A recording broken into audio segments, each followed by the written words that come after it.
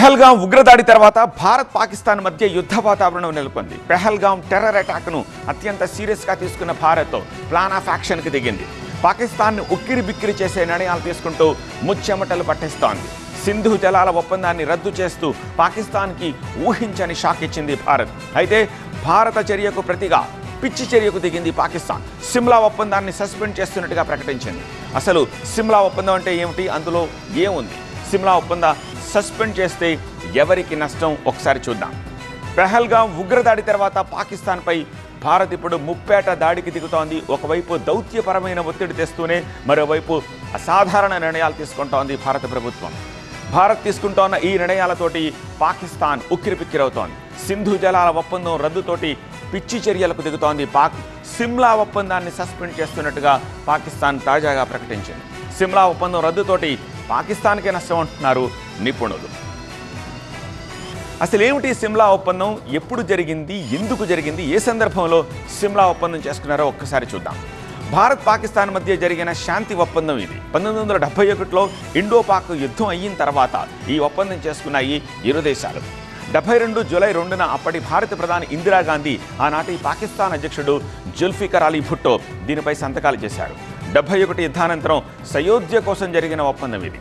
ఈ యుద్ధం తర్వాత పాకిస్తాన్ నుంచి విడిపోయి బంగ్లాదేశ్ స్వతంత్ర దేశంగా ఏర్పాటైంది.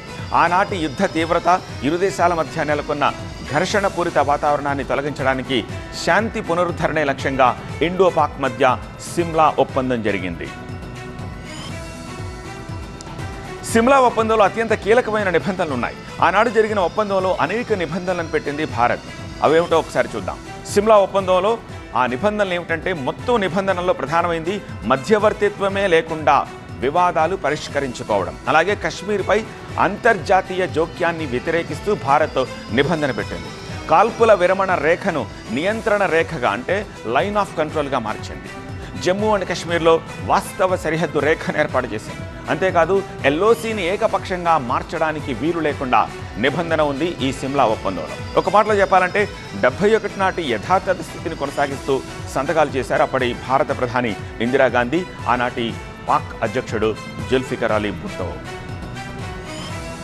మరి ఇప్పుడు సిమ్లా ఒప్పందాన్ని సస్పెండ్ చేయడం వెనుక పాక్ లక్ష్యం ఏమిటి? ఈ నిర్ణయం వల్ల ఎవరికి నష్టం అంటే పాకిస్తాన్కే అంటున్నారు నిపుణులు.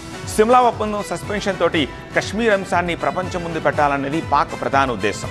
కశ్మీర్ విషయంలో మూడవ పక్షం జోక్యానికి అవకాశం కల్పించడం పాకిస్తాన్ లక్ష్యం ఎప్పుడు. అంతేకాదు ఐక్యరాజ్య సమితి, చైనా, ఇస్లామిక్ దేశాల సాయం కోరాలన్నది కూడా పాక్ ఆలోచనగా నిపుణులు చెప్తున్నారు.